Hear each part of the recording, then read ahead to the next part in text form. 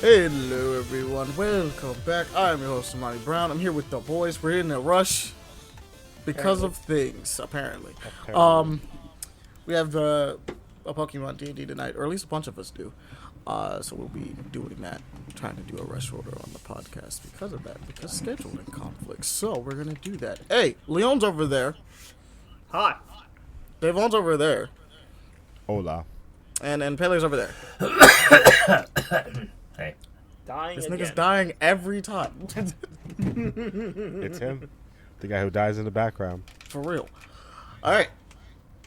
He didn't even The say point of that is not for your cough. You know that, right? Like, it's supposed to be so that people know your voice.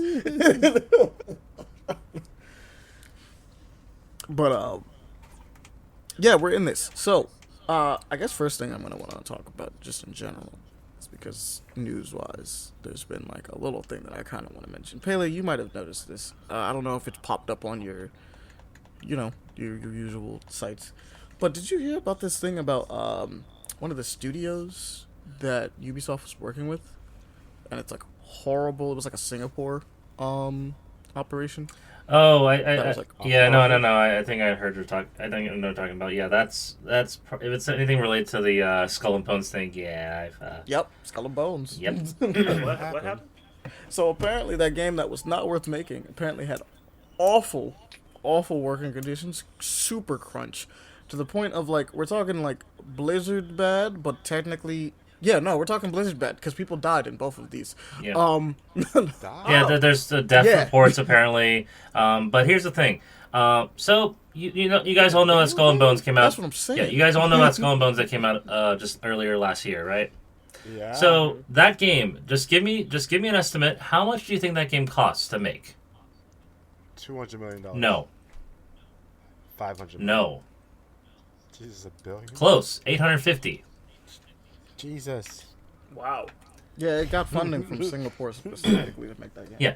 That game, it by no means is worth $1 billion. Fuck off. Not only that, it's not worth $1 billion. Not we're close. They didn't put enough work into it at all.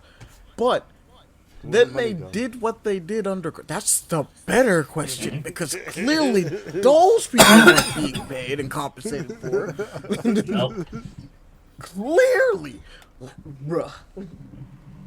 Now Yeah, Ubisoft they came out and really said that fucked they up. didn't know, right? They didn't know about anything about this, but they still hired them. And to be honest, most people when they outsource something usually send somebody to go check to make sure if everything's all right. They didn't do that. Nope. Or at the very least, they didn't care if they did send anyone. So that's bad. That's bad. Ubisoft is just slowly going down the soup. Well, slowly is crazy actually. It's on a fast way. It's a fast track now, down the sewer. but there's a cushion at the end because apparently there's a buyout from NetEase, I think, or no, Tencent is planning to buy a majority stake purchase. Tencent also. might be willing to buy out Yeah. Ubisoft. But there is a caveat to that because Tencent has stated that their interest of wanting to buy Ubisoft would include the Guillermo family, who's currently the head of Ubisoft, to get the fuck out. Ubisoft is trying to prevent that from happening. Like, no, the family needs to go. If you're the reason why Ubisoft is in the shit, you need to leave. Everyone's got to go. Genuinely, I don't mind Ubisoft dying. Yes, there's a lot of really good franchises that would go by the wayside. And other but companies that can- allows for other companies- places to pick them up and do something with them. Do something better with them, honestly. Cough, Prince of Persia. Cough. Or any other bunch of indie games that they had. Yeah, literal cough. The employees actually Yeah, nice. cough, Yeah, Beyond Good and Evil crazy. 2. Like, someone actually give That's a reports of what's crazy going on with that We fucking might game. get a Beyond Good and Evil 2. I'm just saying. If THQ Nordic picked it up, I'd be cool with that. Honestly. I mean, they don't have the best track record, but at the very least, when they picked up a bunch of stuff, they actually did something with it and tried to make new games. And I appreciate Oh, that. that'd be really cool. What if, like, Monolith, the people who did the Shadow of War games, decided to make their own version of Assassin's Creed? That'd be really fucking dope. That'd be really cool. Getting those two combined into one, that would be such a cool Assassin's Creed game. But hey, look, Ubisoft is in the shitter right now, and unfortunately, their only saving grace as far as games go happens to be Assassin's Creed Shadowfall, which Just Shadows. Shadowfall? Just Shadows. Shadows. This is Shadows, Shadows. yeah. Shadowfall is something else. They got delayed That was- again, by the way. Yeah, it got delayed specifically to get out of the way of Monster Hunter Wilds. Yep. Specifically. Monster Hunter Civ 7, and there was one more title. forgetting off the top of my head, but there was like 3 pretty big games with pretty big crowds. Oh yeah, Yakuza, the Yakuza pirate game. Yeah, so it was just like, look, this is going to be crowded, and we actually would like people to buy our game, because if we get as many people to buy our game, we might live. Which is fair, because, to be fair, they hit the big red button. We kind of knew it when it was Japan, because it's the one that they've been holding out on for, like, the longest. Mm-hmm. But, like, they kind of want to maximize their sales, and they know that their reputation is actually pretty shit right now, so... To be totally honest, Ahmani, unless this game is considered, like, the best game of the fucking year, I don't see this saving the company. Oh, yeah, no, for sure not. Oh, no. But it'll get the most people to try to see if it is. And that's kind of what counts. Even me, who has long since fallen off the Assassin's Creed train, I'm like, yeah, I want to try out Shadows. I want to play Shadows. It's like one of the few places I wanted to go was Japan. But I've always been like one of those people that like, for Assassin's Creed doesn't interest me anymore with the story. I think they kind of killed it after 3 for me. Mm-hmm. I'm not really interested with the story as much. But the locations of where we're going matters to me. So, like, if we're not going to any place I give a shit about, like, I'm not pulling up to Assassin's Creed at all. Which is why I pulled up to Origins, because I was like, Egypt's cool. We don't get enough stuff in Egypt. Mm-hmm. Egypt's really cool. You didn't care about Valhalla or Odyssey, but you wanted to play Odyssey. the Atlantis DLC for Odyssey. Yeah, because Atlantis is cool. Like, we don't go to Atlantis. we fight all over Greece. I'm so tired of Greece. I've played an entire God of War trilogy that takes place in Greece, among with other games that take place in Greece. I'm cool on Greece. But Atlantis specifically, we don't touch that. We massacre in Atlantis and all the God of War handheld games. Yeah, that's why I'm like, okay, that's not bad. But like, as far as like, and then I just got tired of Vikings. Vikings came. There were too many Viking things at the same time. Vikings would have been cool until like, obviously God of War was like Nordic, Yep. and then there was like, and then obviously Valhalla. For Honor. Mm-hmm. We've talked about this before, where like the entire industry had like the same idea at the same time. It was like, oh. It also doesn't help with because like despite Valhalla getting a lot of fan base, the game is also just like way too fucking big in my personal opinion because you. Yeah, I did hear that. Like the RPG ones have gotten to the point where it's like, dude, you cannot release these like the way you've been releasing them. They're too much for people to play. Yeah. Which is crazy to think about, that they have too much value, but they also are very cookie cutter because of the way Ubisoft creates video games. So it's like weird.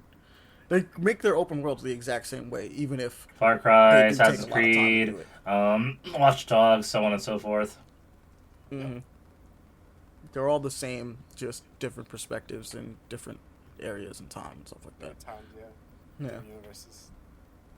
which is that's its own funny thing on its own. But yeah, like I said, just to make a little things a little sad. Apparently, one of the things during the crunch was the fact, because I do want to treat it with the levity it deserves, is that one of the workers was pregnant, right? And I believe she, because of the stress, had a premature birth. Like she gave birth to a preemie, and then that preemie died because of the stress as well. And then when she wanted to, grieve the loss of her child, she was then told to get back to work because they needed her. And I'm like, we're making video games, man. That's fucked. Like it really is. I'm trying to remember what the name of the studio was. I believe it is shut down currently, but as far as I'm concerned, people need to go to jail as far as that is concerned. Yeah. Like we said, much like in the Blizzard situation, where it's like, no, people need to be held accountable and need to go to prison because of some of the stuff that's being done there. So it's bad. Brandonville Studio. Yes, that is the studio specifically. Thank you, Pele. They're apparently like dissolved, but that's in my opinion not enough, to be honest. Not enough.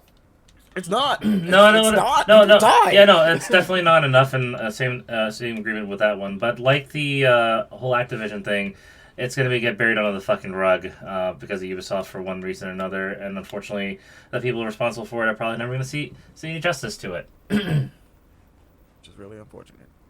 But in lighter news, we're going to move over to. We've all been playing Marvel Rivals. The new season came out. Yep. This season 1, Official. vampire season. We got the Fantastic. Well, we don't have all of Half the Fantastic Four, We have right? the first half, the Fantastic Four. The second half is coming later in the season, actually. So far, super fun. I think we all could agree, very enjoyable. Some are more enjoying it than others. I'm really enjoying. Actually, both the characters are really fun. Unfortunately, I don't really get to like- play Sue as much. I like Reed quite a bit. Like, oh wow, Reed is really fun. Reed is really fun. Like, oh, this is great. Like, he's like, oh, he's a pseudo tank. Like, hell yeah, he actually can survive a lot more, rivaling that of Venom's capabilities. Like, god damn, you can tank a lot of shit as Reed. It's really cool. I'm really enjoying it. Deavugh, how are you feeling about the new characters? I love it all. I'm so happy. I to be honest, Reed Richards, he's stretching. Don't care about him. He's stretching. You just stretching. Demonstration. But, You like watching him though, clearly. I do love watching him. He's funny, but it's like he's a wiggly man. You couldn't get into his gameplay style. I don't know why. That's Really fine. have fun with it. Nah, I've been having fun with it the whole time. I really like Reed. I like both of them, honestly. But Sue is beautiful. You do tend to play In healers both a lot. ways. Unfortunately, because of our group's main healer, I guess we can say, whenever it comes down to it, he's truly the healer, man. Don't get to play her that much because he just hogs the healers. Yeah, no, I mean, I have the Mantis. The Mantis is awesome. It's but, a like, good don't you thing wanna I am a sometimes play tank. I have positions and anything I can play, whatever is available. Yeah, I mean, I don't mind. It's just sometimes I want to play healer, and then I go to play healer, and it's like, oh yeah, nah, it's just bullshit. can't play healer. Yeah. Not really. Not all the characters I want to play. Yeah, it's so fun playing with him. Every time. Sad part is that even when you're doing the best healing of your life, he somehow manages to out heal you, and you're like, okay. He's the best healer in the game. He does use both the best healers in the game currently. Yep. Actually, I don't know. Has Mantis been dethroned? Yeah, Well, no, it's she's Luna. still, It's like, what, Luna third? now, the best healer. Well, No. I mean, like, Luna is the best healer in the game. Mhm. But, like, it was like Luna and Mantis are the two best healers in the game, right?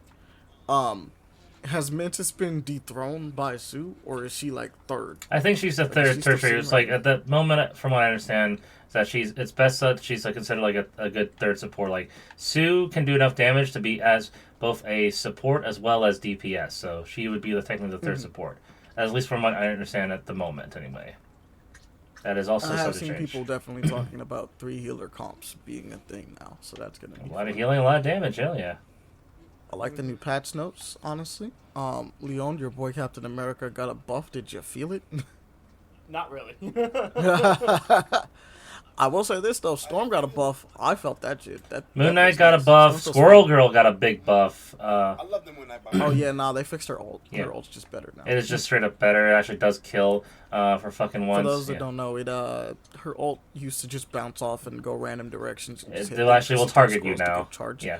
Now when it does a bounce, yeah, it'll target the nearest enemy and then continue to do so anytime it bounces. It just will target whoever is the closest. Yep, to and them. if you have and you're stuck in a corridor with that ult in, you are shredded. You're just shredded. No matter. Them squirrels are a problem, and I have started smacking them down. They're at half health, so they're easy Fortunately, to. I cannot allow Tippy Toe to run amok. I'm sorry. Not this Before I time. did mine, I'm like, it's squirrels, let him be. Yep. But Moon Knight's a bit of a problem along with Captain America because both of them have now able to get their ults a lot faster than ever before. Since I've seen some very aggressive Captain America. I've seen some Captain America is Yeah. aggressive. Yeah. But like I've seen some aggressive insane Moon Knights. surviving Captain Americas. I'm like, Jesus. Like, this Captain America won't fucking die, and like There then was Moon Knight like definitely a time. Moon haunts you every 5 minutes. Like, how the hell does he keep getting his ult? Moon Knight just kind of has always got his all kind of fast. It feels faster than before, and I know in the patch notes exactly. They also gave him more projectiles, so that thing can kill faster too. Oh yeah, no, his ult just is better in general, but I don't think it comes back. I don't think they decreased the cost for it. Okay, but they did decrease the cost for Captain America, so his gets to come back faster, a lot faster, and that's kind of nice. He doesn't have as much. I think he has less. He gets less health when he does it. Mm-hmm. Like when he. There's a slight difference, not as much. Yeah, but like, it's it's a slight trade off for the fact that he gets to use it way more often now, because it's just like, yeah, no, dude, you get it back, just use it. He needs it for the fact that he doesn't really do much compared to the other tanks. Yeah, so that's why it's just like, yeah, use it. He is a dive assault tank. He goes around, jumping around, hitting people. That is so now people don't have to be afraid when he says assemble. You should be afraid when he says assemble. Assemble, right? Yeah. But like now it's like assemble is for him to be like, nah, I'm gonna fuck shit up, as opposed to just surviving. I'm doing an ult to like actually try to change the tide of battle. It's not a change the tide of battle thing. It's no, I'm getting serious now. Run them hands. I still feel that it's always best to have Thor with you whenever you do. Yeah, because the the team up is much better. Yeah. I mean, like that's the same thing for like a lot of characters. Like Mantis is really good. Mantis is way better when there's not a Morlock, and it's like she just gets to come back, right? Same thing with Star-Lord. Yep. Spider-Man is the same way. It's like Venom and Penny Parker. Yeah.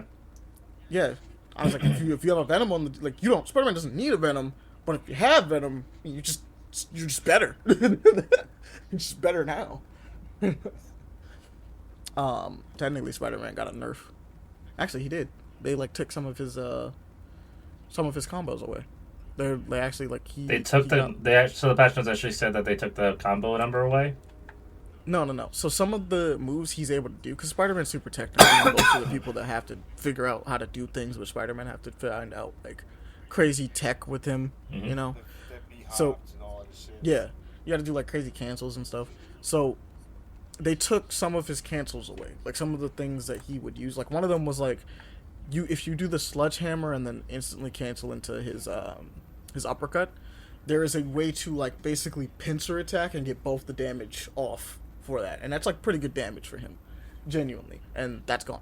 Like it's an easy like 75% if you can land it. I'm pretty sure, and that don't fly no more. It's gone. Not to mention the opposite effect, where instead of just nerfing Spidey, but also they buffed everybody else's health, so Spidey can't kill as quick as anymore. Oh yeah, because Spider-Man didn't get anything either way besides that little cancel that like I guess they considered it a bug more than anything else, so they didn't consider it a nerf. But yeah, because other characters that he normally would be able to kill in like a one shot or two shot like combo thing have now gotten increased health. He no longer can kill those characters, so that's fun. Bucky's one of them, for instance, and that's like a fun time for him. So that's fun. But I think there was a bunch of people that got like a bunch of buffs and nerfs. Like Black Panther got nerfed a little bit. He doesn't get nearly as much health from he doesn't get nearly as much shield from like striking people. It's like 30, I think, a piece now. Whereas before, I think he got like 50 or 60. I don't know. It was like that one game we had that one Black Panther who fucked us over at the end half was like... Oh, no. He's still good, but they did nerf his survivability. He can't live as long. Like I think genuinely he gets like half the amount he did before. But if he's good, he's good. Like main thing about Black Panther is if you can't get touched, much like Spider-Man, it was like if you find a way to not get touched, you're doing a good job in general. I'm trying to remember who else. Hawkeye and Hawkeye and Hela got nerfed. Yeah. So Venom got a buff in his like his L2 or his like secondary. It's like that like spreads out and grabs a bunch of people. That now significantly slows people down, and I felt that, and that's nice. Now some people can still get out of it because like obviously like Squirrel Girl or Spider-Man, they can just swing away or jump away, right, to get out of that. Fuck Scarlet Witch. She can just escape. She gets to escape a lot of things, to be fair. She gets to just leave. But like everyone else, usually when they're caught up into it, gets now significantly slowed. They reduced Hela and Hawkeye's damage by 5%, I think. I think a total of 10%, because the seasonal bonus has a 5% reduction, and then they, on top of that, have like a 5% reduction. I think Hela was given fall off. She gets like damage fall off now. Same goes for Hawkeye. And Hawkeye, they changed how it works. So it's not that Hawkeye gets damage fall off. It's that Hawkeye's Charge up. his charge up ability, where he has to keep a reticle on someone to get like maximum damage. Mm-hmm. That has been the range on that, where when it starts charging up, has been reduced by I think it was like before it was like 70, 80 meters away, and now it's like 60. Mm-hmm. So I think it's been reduced by like 20 or so meters. So he actually kind of has to be in the fight to get max damage on you, which is nice. Much better. So he's not doing anything too crazy, and they basically said, "Hella, you're not allowed to like 2-tap anybody anymore," because headshot, body shot was getting real annoying. He was like, "You got to hit him at least 3 times," and everybody's like, "All right, that's fair." I like the patch notes for this, genuinely. I like how like it's like minor adjustments. Like Wolverine got a buff, and his buff was like he gets a little bit more health. There's some like some significant major changes, like some ult changes and all that such. Other ones, it's just like small little things that increase survivability to make it more fair in the long run. Mm-hmm. Like I think it works out. Like it's not. We were wondering if there were going to be like a full-on overhauls reworks, to the yeah, characters or something like that. because that's what the talks were buffs, for like with nerfs. Wolverine and Storm. From what we heard, like we heard like the massive rework. Minor tweaks. She hits a lot harder now, though. Yeah, I will say that Storm hits a lot harder now, and I appreciate that. She needed the buff. I might actually try now. Yeah, she's fun. The whole deal with her is you got to just stay low. She's not like Iron Man. You don't really want to be up in the sky. You want to be as low as possible to the ground, so you get everybody in there in that little aura. But yeah, I was having so much fun playing her. I don't know if I'm gonna main her, but she's definitely in there for like a tertiary. Like I feel like having fun. But that's been a fun one. What other stuff have we been checking out? Wait, hold up. I just remembered. Pele, you just finished Creature Commandos, right? Yes, I did. How was that? Enjoyable. It's a fun first experience, I would say, for the first iteration of the official new DCEU. It's quirky. It's neat character-driven moments, like kind of cutesy, just and wacky a lot of the ways. Nothing too serious, because I don't think they want to go too deep. Depth into it outside of some character backstories, but overall it's like this is a little fun little venture. Nothing too groundbreaking, I would say, for it, but it's just like your Guardians of the Galaxy-esque character moment writing with some neat little story details peppered around in it. You will feel sad at some moments along with it, because he does this James Gunn style of writing where he introduces all these characters, all jackasses standing around in a circle. Each one has like their own personal backstory along with it. You make it feel for you. Does it pertain to the story as much, depending on the characters? It depends. Most of them are just backstory elements. The actual story that involves with them being in Polskaya doesn't really play too much into it, I would say. But it's still pretty entertaining just seeing all these characters and the interest in the interactions they have with each other. Also very raunchy at times and very gory, as you can imagine, as James Gunn does. That's fair. Yeah, I think I heard good things. Yeah, about it's a fun little first season. I'm hoping they do expand a little bit more down the road, or at least this is a good taste to see what they could come with the rest of the DCU. Though I know this is only just an animated project, and the real first test will be Superman coming out later this year. Oh, dude, that Superman trailer. I don't know if we got a chance to talk about it, but that Superman trailer did something to me, man. That shit is nice. That guy Gardner mouth pose like, hey. I appreciate that we have super lame Guy Gardner. I mean, like, he has his cool moments. Guy Gardner's one of those dudes that's he proves himself, but he's an asshole. Lame. Yeah, he's lame and an asshole when we first see him. But he proves himself, and that's the whole point of Guy Gardner. He's lame as fuck, but he's cool as fuck. Like, if you see him, you're always happy that he's there. He's like, fucking Guy Gardner? Yeah! Yeah, he's a character that proves, despite being an asshole, he proves himself of why he is a Lantern in the first place. Yes. Which is great. Because that's the thing to always understand about him, right? Is that, like, as much as he's like, yeah, this guy's got fucking issues, he is a Green Lantern. And that doesn't, that counts for something. Speak for itself, yeah. But, yeah, no, that the fact that like they got Mr. Terrific. I love what they're doing with the universe where it's just people just exist in it. Yeah. And so they don't have to tell origin stories or tell you how they got there. It's like you turn over and go like, "Oh yeah, this is Mr. Terrific." Yeah. It's like, okay, cool. So Mr. Terrific's just We have Mr. Terrific. Like, We got Metamorpho, Hawkwoman, Green Gardner, Green Lantern specifically, Superman, and whatever other heroes they introduced. Oh, and Hawkgirl. Forgot about Hawkgirl. Hawkgirl's in Yeah, Hawkgirl pulls up and you're like, bet. I don't need an explanation. It's like Hawkgirl's done. Yeah.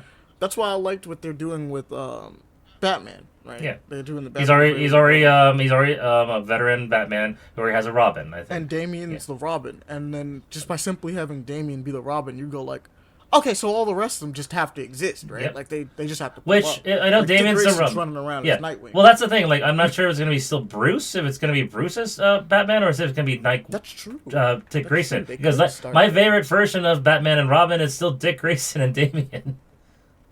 Oh yeah, because it's hilarious. Yeah. It's a great role. Instead of reversal, a father-son, it's a big brother versus little brother.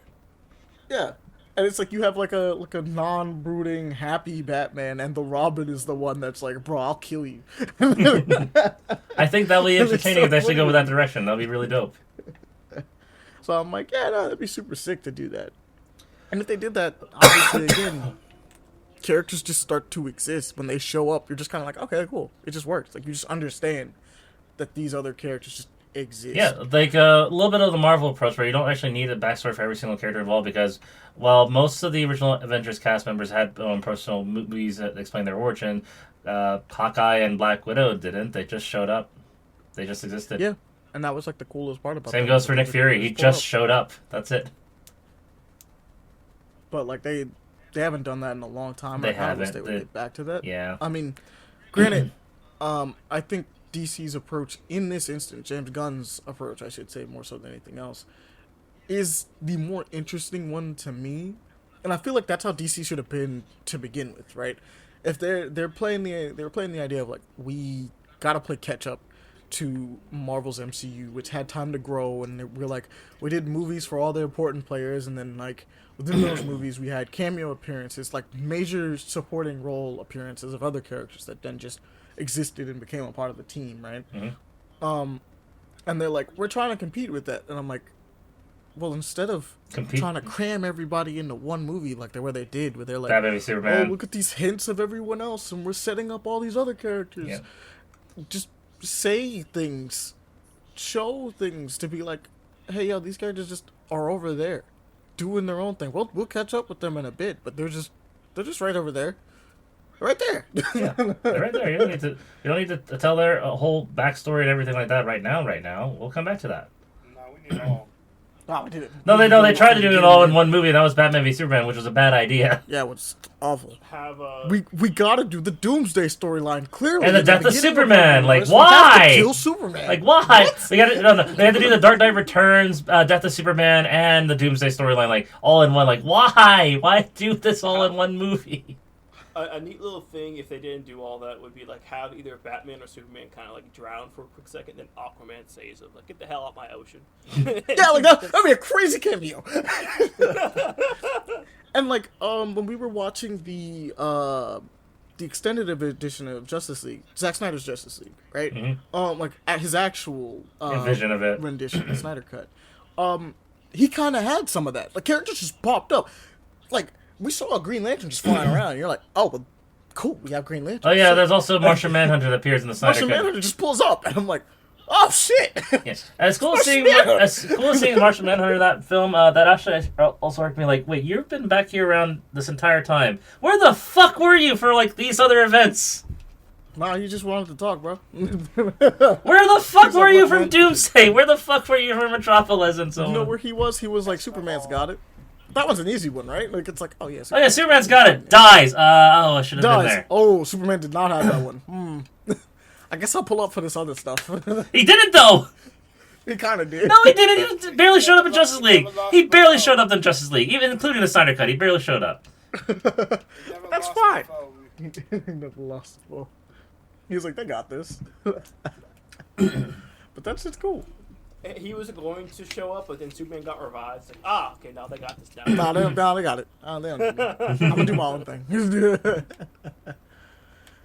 Look, you could easily just be like, yeah, I was doing stuff over there. He was like, there was stuff more important. He was like, well, if I let it go, then you would know about it, but I didn't, so now you don't. Better yet, Martian Manhunter has been like one of the key catalysts to have Superman remember everything. Because if Oh, the yeah, Snyder 'cause cut, yeah. he's the one who kind of pushed Lois into doing all these things, both Clark's mom and General Maddox. Which again, I don't know why the whole backwards angle for it, but whatever, I guess. Oh no, I'm not saying like that. Have him like either do a quick little tussle with Superman and or somehow catch him in like a mind lock and remember him. Have him. Oh yeah, like the philosophical cameo angle. could've- Like John could've been Jones. remember Yeah. and then- If his introduction was like when he first got out in Justice League, where he was just a captured alien and he just talks to Superman type of telepathically, like there you go, that's it. Like that works. That would work. Yeah. Bro, he's like, yeah, he was like, you're Superman, bro. My name Come back is to us. John Jones. Snap out of it, bro. Yeah. Come here, Clark Kent. Get it together, my guy. And that, Smack Talking him. about the Get new fuck one, together. it's sick. It's cool that we're showing Superman save people and like doing his best to keep people alive. As much Not people like to shit destroying on, them. yep. I'm not gonna lie. As much people like to shit on the Man of Steel because I do agree that like half that entire city is gone. I still think the Man of Steel is really cool as a movie. Oh no, I can agree Yeah. with that. I, Too. I think it's a really really cool. The idea movie. of Superman as a character, and especially a movie like fighting against the impossible, especially him saving a little girl from a massive explosion like that, like yeah, that's perfect. That's great. That's awesome. Yeah, that's badass. That's Yeah. Superman as fuck. That's Superman as hell. And I'm like, And on top of that, we also got a very good boy, Crypto. Our boy Crypto's on the screen. Yes. I was like, I appreciate Yeah. the color. Crypto's there.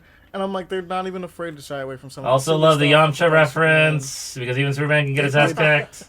I'm not gonna lie. The fact that they started that movie, like the trailer off with the idea that like Superman is just beaten and bruised. I mean, for anybody that doesn't know, right? They're looking at it going like, wow, they got Superman looking pathetic out here. But like you're kind of like, dang, that's rough, right? Anybody that does know is like, bro, what the fuck could do that to Superman? The Man of Steel is hard to beat earthly wise. Usually that's why most of his You're, powerful hearing villains him are move. yeah. Most of his powerful villains are like alien, like not of Earth usually. Yeah, but like, it's the idea of like you're sitting there looking. If you know about Superman and you're looking at somebody, you're looking at Superman wheezing in the dirt, being like, "Crypto, help me, help me, Crypto, Take me You're home. like, yeah, like a part of you is like, "Bro, who did this to you? Who did this?" My boy. That's like me pulling up in Marvel and like they just have Spider-Man beaten to like half to death, and you're like, you don't just beat Spider-Man half to death. Dog. It's not a common occurrence. You know what I mean? Or like the Hulk. We can use the Hulk. Hulk's the way better example, right? Like it's just the Hulk, bloody, battered, like on the ground, and you're like, what did this to the fucking Hulk? What did that? Or Thor losing his hand, bloody and beaten, like losing a hand. Like, Jeff the Jeff the Shark. Yeah, it was definitely Jeff. Yep. Jeff did it. Jeff did it. Jeff totally did it. You're like, what happened? What happened to the Hulk? And you just see the little shark paddling away. Just, He's kind of No! like scooting around in the water, just splashing. it had to be him. It had to be Jeff the Shark. No ifs, buts about it. But yeah, nah, that Superman trailer is awesome as shit, and I love it. I appreciate That's just a teaser too. Because we don't get to, I'll say this, we don't get to hear us nerd out about Batman and stuff like, well, DC as much, just because, I mean, we nerded a little bit out when the Batman came out like a few years ago. oh yeah, because the Batman's like really good, Yeah. right? Well, obviously we don't get to do that because I don't read as many DC comics. Like, I know a lot about DC in general, but like, I don't read as many DC comics. The main one I read is like Batman, Nightwing. I don't even read Superman. I just like Superman. I'll do my research real quick on Superman just because he's cool. Oh, then So, you'll like the recent one with Absolute Power, Ahmani, since the recent run of Yeah, the Absolute Universe is. Oh, no, sick. not Actually- I'm not talking about Absolute Universe. I'm talking about the aftermath of the Absolute Power event, where people's powers get okay. switched around. For example, Yeah, no, in okay, Superman's that's true. case, his wife has powers now. Yeah, I did see that. I was like, oh, that's a fun one. Yeah. And guess whose powers she's got them from? Is it from his kid? Nope. It's not from Jonathan? Nope. It is a Is it Kryptonian. there? Just not what you think. Zod. Yes. She got it from Zod. It's Zod. Oh, okay. She got her powers from fucking Zod. Like, oh my god, she got from Zod. Oh, that's gonna be interesting. That's gonna be fucking interesting. And then on top of that, like if we can nerd out about Absolute Superman, Absolute Batman, and all that stuff, and Absolute Wonder Woman, I think all three of those are sick. Oh yeah, every single one of those books is amazing right now. Like this is the ultimate feeling I've had for like DC when like the Ultimate Comics for Marvel came out like years ago. Yeah, I do enjoy my Batbrick. Batbrick is insane. I'm not gonna lie, the one I thought I was gonna enjoy the most was the Batman one, because the Batman one is sick, right? I love Absolute Batman, right? But the one that I actually enjoyed the most, because Absolute Wonder Woman is really sick too. I don't want to say that it's not good. Absolutely, we don't talk about it as much, but Absolute Wonder Woman is really, really cool. The Absolute Superman is my favorite out of the three. And I don't know, it's just the reworking of his origins and how they're doing it, and his new suit, and how like he's not as strong, but he's probably gonna get there. Yeah, it doesn't have full control like Superman normally would, because he has no training. He comes to Earth as a teenager. Yeah, and I love his dude. His suit's so fucking cool. His cape's made out of nanites, by the way, like red, like they're like little particles, like krypton, like the crystal particles. Yeah, wrapped around is also wrist and his ankles as well. That gives him like it acts like a Spawn cape in some instances, where he could like use it to shield people and himself and things like that. And I'm like, that's so cool. And then the suit that he has absorbs like sunlight, like it's got the black suit, kind of like how he has. His suit is his regulator. It's not. Comic. It's not just a suit. It's a regulator for him, because it gives him a warning like you're overusing too much solar energy or absorbing too much at once. So it's a accident. Yeah, like the suit absorbs solar energy for him, even though he can do it, right? Yeah, but he doesn't have control over it. That's the problem. Yeah, but it absorbs it for him, feeds it to him, allows him to do certain things. It's really sick. I'm like, oh, okay. He doesn't even know how to fly yet. Nope. Which is kind of fun. But like he visioned, he couldn't control it. Like first time he used it, like he was like ah. He gets the explosion powers. Like this is just a really cool version of Superman, and I love his design. His design, so I want a figure of this fucking. Like I saw it. As I continued, I want to see a fucking design. I need a figure of this Superman specifically. Go third party. Usually, like markets in Asia are really quick about that. I'll try looking, because I was like, I just wasn't expecting me to like Superman this much, because Superman tends to be like, basic. Obviously I know everybody is like, a little kind of basic. Yeah. He's a little boring Boy Scout, right? And like obviously I know enough to know that Superman's cool, right? And Superman's cool as fuck. He's not my favorite by any means, but like sometimes you see certain things with Superman and you're like, oh yeah, nah, that's cool as fuck, man. Like that's one of those things. And so it's just like, oh yeah, nah. And it's I have the knowledge to know that when you know enough about Superman to know that like he's not losing to Goku. And I don't care what anybody says. According to your whole, he who not shall not be named. he should not be named. I stopped myself. He finally gave up on that. He said, yeah, Superman takes it, but he doesn't think Saitama takes it, which is a whole nother thing. Yeah. Yeah. If a motherfucker can just, casually chuck away and flip black holes without really blinking, yeah, no, I don't think he takes it. I don't think Goku thinks Saitama either. No. If Saitama didn't have the current stuff going on, Goku would most definitely would. But because of the current stuff that's going on now, after Garo, no, Saitama has it. Here's the problem with that, though. I didn't think even before that Goku had it, because the entire deal of One Punch Man is in the name. It is One Punch Man. His biggest plight is that he is literally too strong. He can't fight anyone for his. I understand that, but the whole factor is the scaling. Because he's One Punch Man. But because everyone's like, it's scaling, right? It's scaling, but it's like, if everyone he's fighting, dude, like one of the first people he punches out is like basically a replica of Piccolo. Yep, Vaccine Man, voiced by Piccolo. Yeah, no, even voiced by Piccolo himself, the original voice actor. Yeah, it's like, he kills Piccolo. And I'm like, sure. Some people are gonna be like, Piccolo's not on the same level as Goku, because Piccolo's close. He's like one of the closest beings in the universe, technically speaking. I mean, it wasn't for a while, but yeah. They finally gave him his props, but like, but it took a while to get to that point. when this whole Saitama thing, Goku Saitama thing was happening, wasn't Super more viable then? When Saitama first started, everything. it just started there and Piccolo was still like after Z level, so he hasn't changed anything yet. Like, But that's not the during point. that time. The idea is that Saitama at the end of the day is a gag character, and so his Yes. gag takes precedence over any type of power scaling you were gonna put against him, right?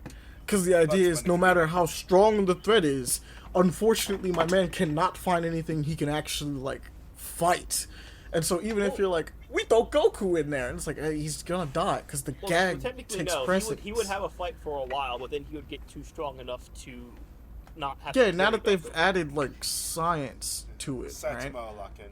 Like, they went as far as to be like, let's just add some science to why he can't do it. But for as long as the series was, initially, for the longest time with the series, it's just like, yeah, no, he just punches things out. Things just die anytime he punches it. Yep. Or whatever he attempts to.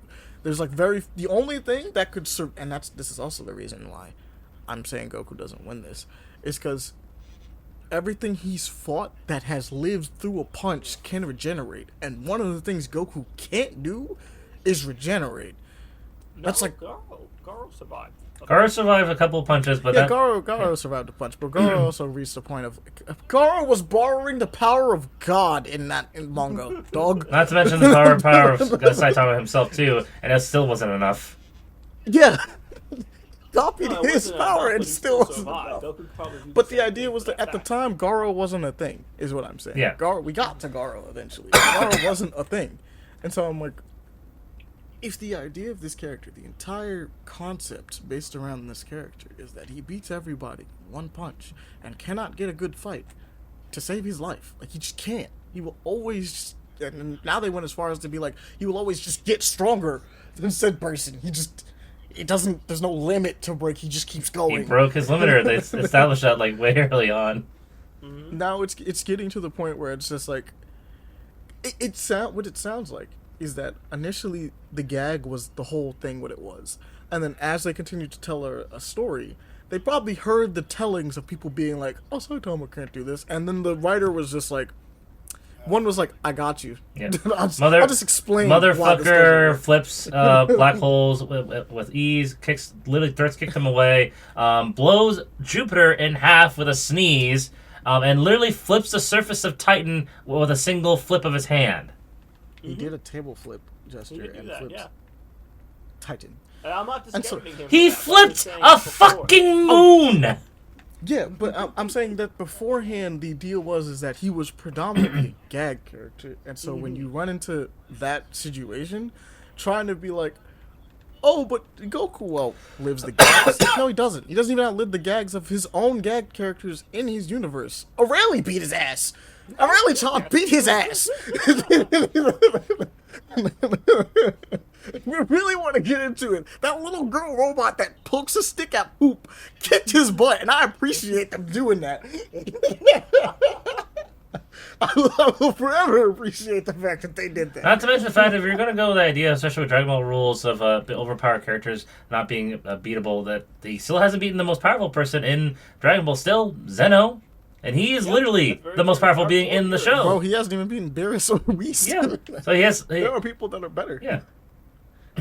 Frieza just came back and kicked the shit out of him. Oh yeah, absolutely. But it's still the factor of everyone saying Goku this, Goku that, because it always has to be Goku since he's the MC. Yeah, no, that's what I'm like. It has to be Goku. Goku has to be the strongest one, and I'm like, hey, Goku's not the strongest one. He's not even the strongest one in anime. It's the craziest part. It's not even close. No. No, he's not. He's up. So I there, don't know most why. definitely. I don't know why we keep pitting him against everybody. I don't He's get a it. standard. He's just the. He is the. He's the moderate standard in Pokemon Punch Jack, basically. That's it. And everybody's like, can he be Goku though? And I'm like, oh my god, bro, does it matter? Power scaling sucks in a long short of Does it. it matter? Yeah, power scaling fucking sucks in the long short of I'm it. not gonna. Okay, so I enjoy watching. Obviously, I think we all enjoy watching Death Battle, right? Yeah. And Death Battle's fun, but I do find that like the power scaling community saps the fun out of anything. Oh no, because it's always an argumentative bullshit thing. And they always try to defend it by the most I mean, like the debate is. I do think that the debate can be kind of fun, but I also the number one thing that I find with it more than anything else is that like, not obviously it saps the fun out of it because a lot of them be like, debate me on a topic that you've had months to research and you're good at researching it versus the person and calculating some of the stuff that goes into it versus a person that's just like, yeah, no, I just think this character would win based on like what I know. I mean, so I was going to say like the opposite angle of that one, where people who like what we know, he should not be named, refuse to bend to any suggestion or that's actually argue. Others. Yeah, but that's not. Yeah, but that to be fair, that's not a like he's not a power scaler. If that makes any sense. Mm-hmm. He's a dick rider. He's a dick rider. Yeah, like he's just the Goku dick rider. For me with Death Battle, the thing is that there are times where they can be good, but there are times where they just kind of spew things out there. I mean, yeah, because here's the thing: the problem with power scaling, genuinely, because I've heard a couple people say this, including like Rob from Comics Explain, rest in peace, Comic Storian, right? Mm-hmm. He also talked about the same thing. A bunch of them have talked about this before.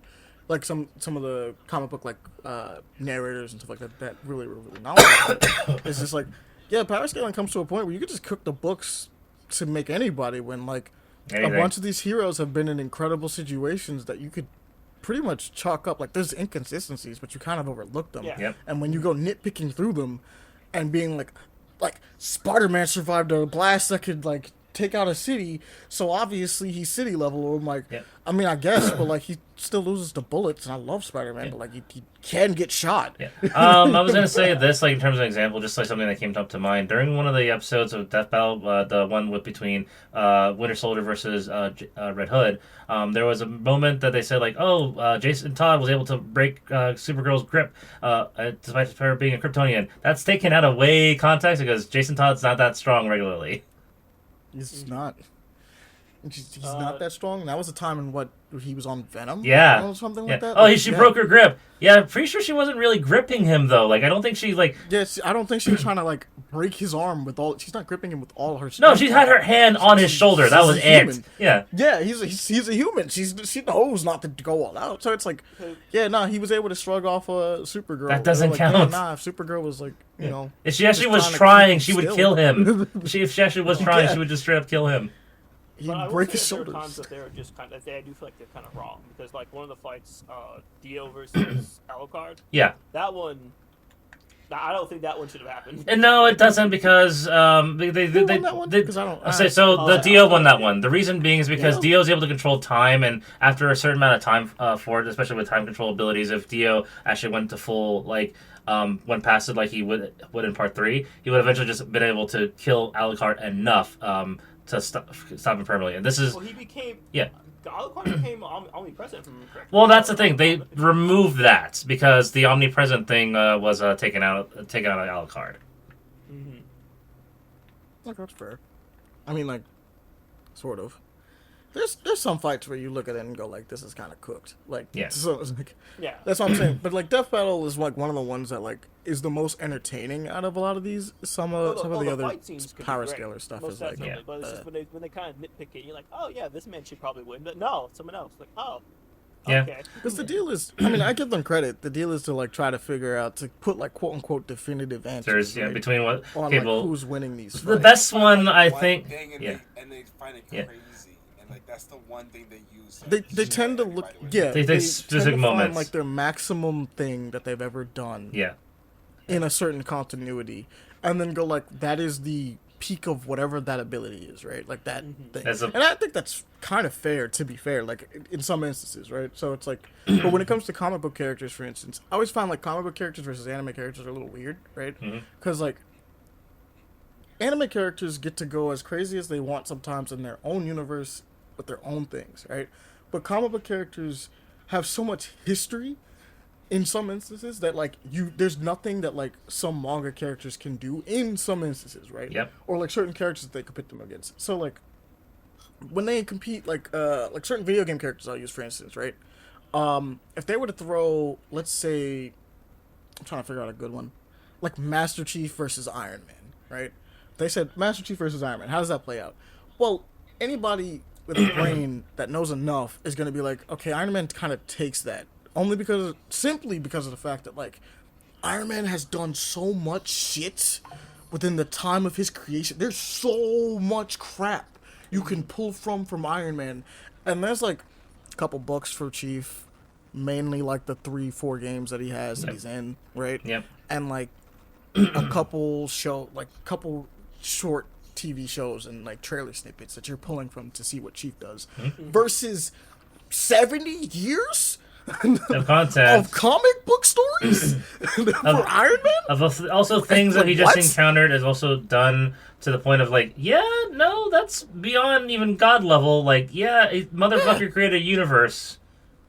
Created a universe. He has like extremists, which allows him to operate his suit faster than Chief would, right? Like he And then he the fact has that these has things so that have many different appeared. variants of his suits as well. Yeah. So My man can pull up with a whole army of suits. Whole army of suits, not to mention the fact that he probably do the basic one, shut down Chiefs' suit. He could stop Cortana. Like, I know how advanced no reason why Cortana he is, couldn't, yeah. but no, Iron Yeah, Man. Jarvis is pretty fast. Jarvis is pretty fast, and Jarvis Tony and Friday. Yeah, Tony has made like copies of Cortana probably like in a weekend. That's probably what he's. And that's me just purely spitting it off the top of my head. Obviously, you didn't put in the research for it, Yeah. but like, it's one of those things where you look at it and go like, so like someone out there right now is looking at it being like, Chief definitely takes Iron Man. Iron Man's just a regular human in a suit. Chief's like a super soldier in a suit. I'm like, yeah, but Iron like, Man's a god, essentially. Iron Man's fought Thanos. Like, like, what do you mean? Like, he's fought some shit. And so it's like you just look, and it's like sometimes not fair. Like one of the things that they did was, one of the weirdest fights that they did to me was, it was Lara Croft versus Nathan Drake. Nathan Drake, right? And those two were kind of weird to me because I'm like, they're like basically the same, except one's a female and one's a male, and half the stuff that they do are basically the same. I don't know which version of... Actually, I don't remember which version of Lara Croft they pitted up against him, because I don't know if it's the newer one or the old one. They use a newer model. They use a lot of the old history, and Nathan Drake only has about 4 games to work off of. Well, 5 if you So- count the All-Stars Brawl, which again, they counted, but it shouldn't have counted. That one's not one you should count. Although, technically, it's canon to certain games. It's really weird. Yeah, because they did 'Cause use Kratos that when they remembers. did the infamous versus Prototype one, which again kind of breaks my brain a little bit, but all right. So, okay, so that's the weird part about that one. Because like, they pull from weird things sometimes. So, that game, I wouldn't count, right? But, like, if we were talking about Kratos, for instance, Kratos references that game. In his game, he talks about that, how he did that, right? So, if you wanted to pull from that game for Kratos, you could, right? Because it's canon to his story. He did that. But, like, none of those other games ever talk or reference or even do anything about it. Apparently, Dante went there. That's never brought up. Why would it be brought up? Yep. It didn't happen. It's like, it's just never one of those existed things where to it's begin with. Yeah, so It technically the DMC never Dante, existed. we had to clarify about that one since it's not that's why I said Dante. Dante, yeah. Yeah. Not like, because we were talking about like normal Dante, right? They did like the Bayonetta versus Dante, Yep. right? That one was a fun one.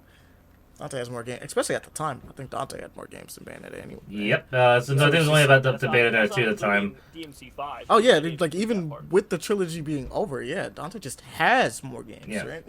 More games, more history, like- and all that such, yeah.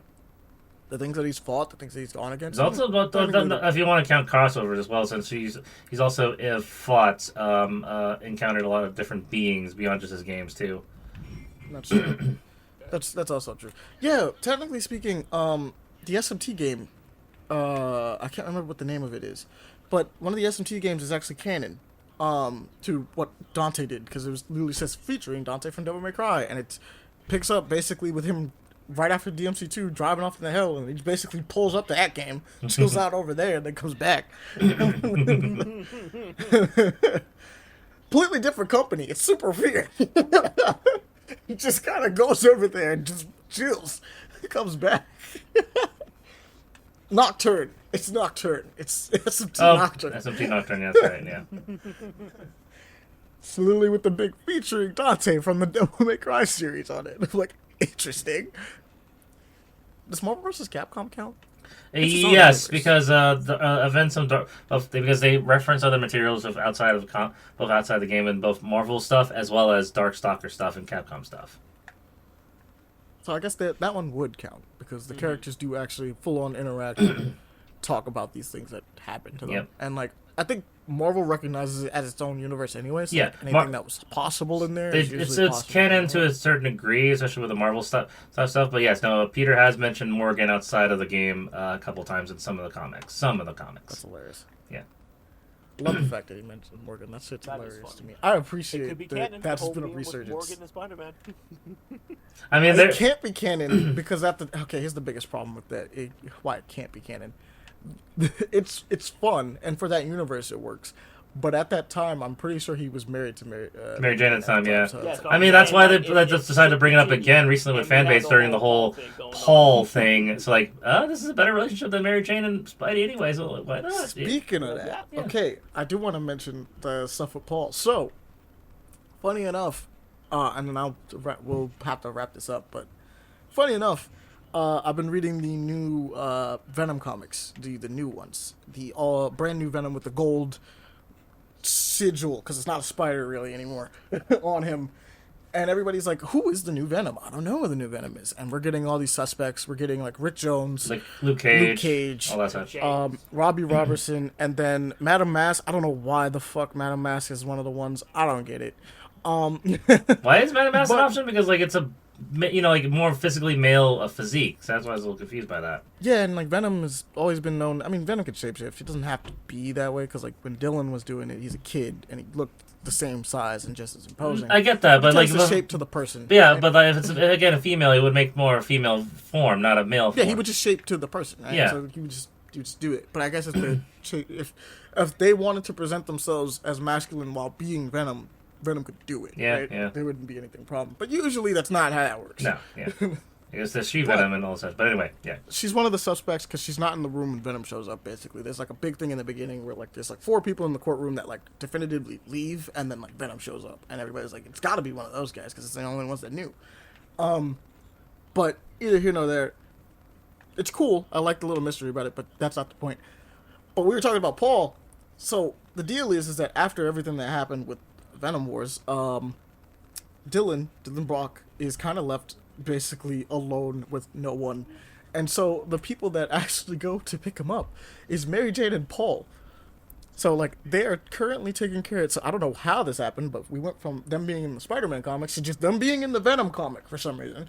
Okay. But the funny part is that Mary Jane is helping take care of this kid, and Dylan doesn't give a shit about him. I'm trying to remember who the new writer is or who's currently writing Venom. I don't remember if it's Donny Cates or if it's someone else right now. But they are giving Paul the business. They have Dylan giving this man the business all the time. He is talking mad shit to him. He's dunking on him at every opportunity.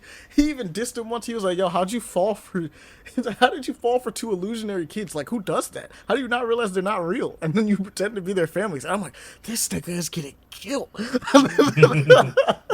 Like, he's getting killed by a 15-year-old, and he can't fight back.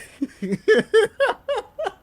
like, and I'm just sitting there dying because I'm like, bro, Mary Jane's like on his side too. He's like, bro, he's got trauma, man. He had to stab his dad on national television. There's like a lot of shit that happened there, man. Like he was in a murderous alien for like several months at a time and had nowhere to go. He needs help. And then on top of that, best of us. they're having couples counseling, right? And one of the things that's mentioned in it is the fact that MJ's not showing up to couples counseling. And she's like, look, it's because I have responsibilities. He's like, first off, he's like, you know, I have all these powers now because she's jackpot. So she has the superpowers now. Yep. I have these powers now, and that comes with great responsibility. And he's like, can you just, like, not mention your ex? And Dylan's like, I mean, she's got a point. If you knew anything about that, I'm just saying, Paul. I'm like, bro. Dude is getting cooked. Also, Paul's a vegan. They outed him as a vegan and was like, trash. Motherfucker doesn't eat They meat. called him trash. He's a vegan. And apparently the comic book community was like, of course Paul's a fucking vegan. vegan. Like, of course. Oh, that's too hilarious. Shit's That's funny way though. too funny. But glad we had this discussion because you guys have to get out of here to go to a D&D, and we have hit exactly an hour. So like we said, it's going to be a shorter one. do the usual interaction things that everyone tells you to do, but like do that for us because paper play action and you like us and you listen to us. So like, yeah, anything involving paper play action, go do that, right? All that, and like spread the love, tell people. We enjoy you guys. We appreciate you guys as always. And without further ado, we will see you all later because the boys have to go. Farewell. Peace. Peace. See ya. Be safe. Yep.